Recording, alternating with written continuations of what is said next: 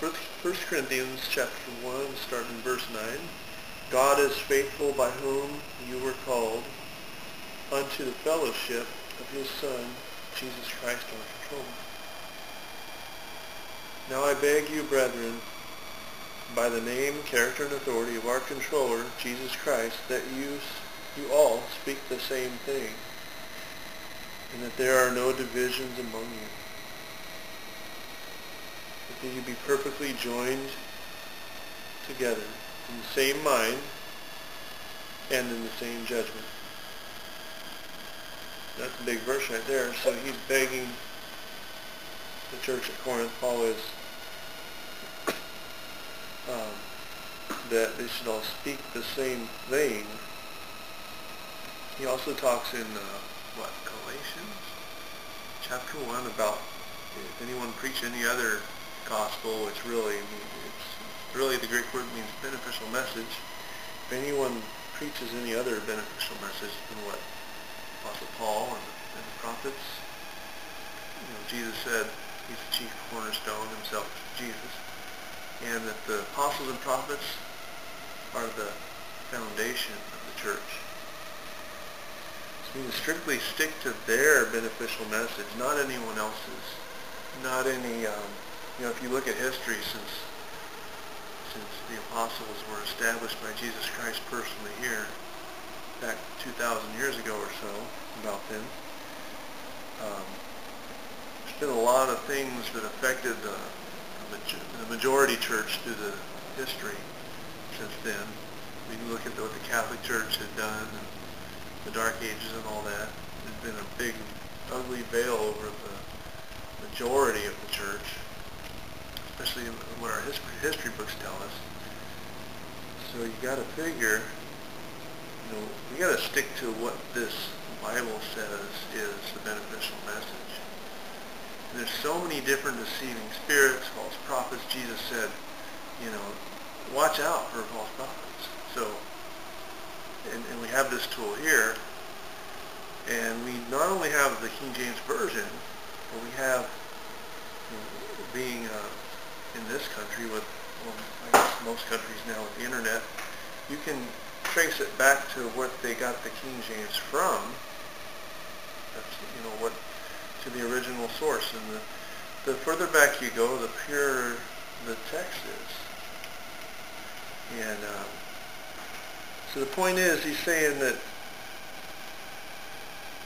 you all speak the same thing, and that there are no divisions among you, but do you be perfectly joined together in the same mind and in the same judgment.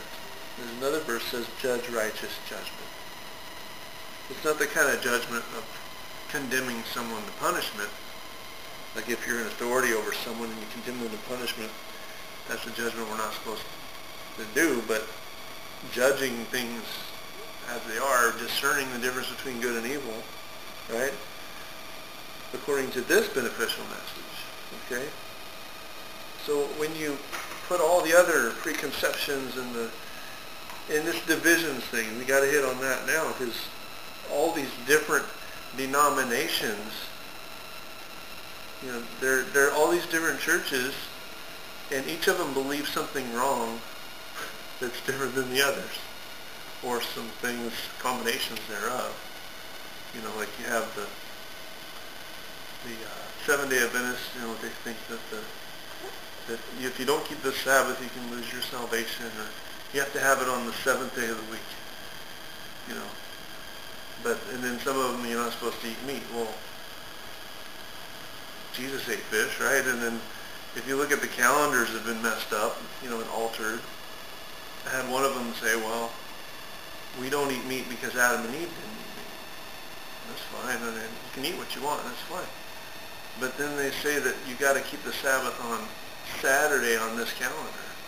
Well, if you go back to Adam and Eve, first of all, there wasn't Sabbath at that point for man. And then if you also figure the last day of the week, you have to figure it by the solar calendar. And the solar calendar, the solar calendar or whatever scientific calendar represents the first part of the year. 7 days out, you know. But anyway, we can go on and on with these little things.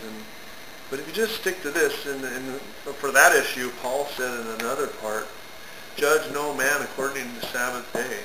Esteem every day the same. So we have freedom to do that. I mean, if you want to take a day off and rest, you know, if you have the freedom to do that, go for it. And I do it. I try to take at least one day off a week because I know I need the rest. And God's shown me, He's blessed me. He blesses me more when I take a day off with my work than when I don't. But that's, you know, what He's shown me. We have to have freedom in Christ. We can't bind ourselves by the letter of the law, even the Old Testament. And I'll throw this in here while I'm thinking about it. The tithing issue. You look at where's tithing in the Bible. It's in the Old Testament law. Okay? It's not even one of the 10 Commandments.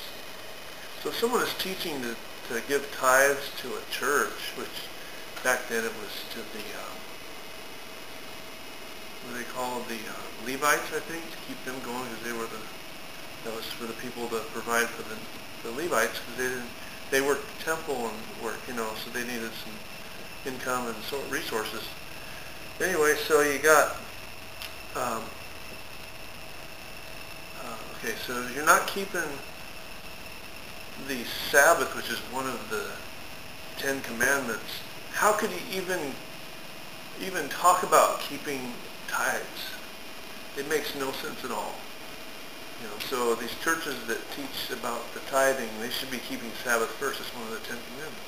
It's just, and you know, you don't have to do either, really. You need to live unto God, esteem every day the same. That's why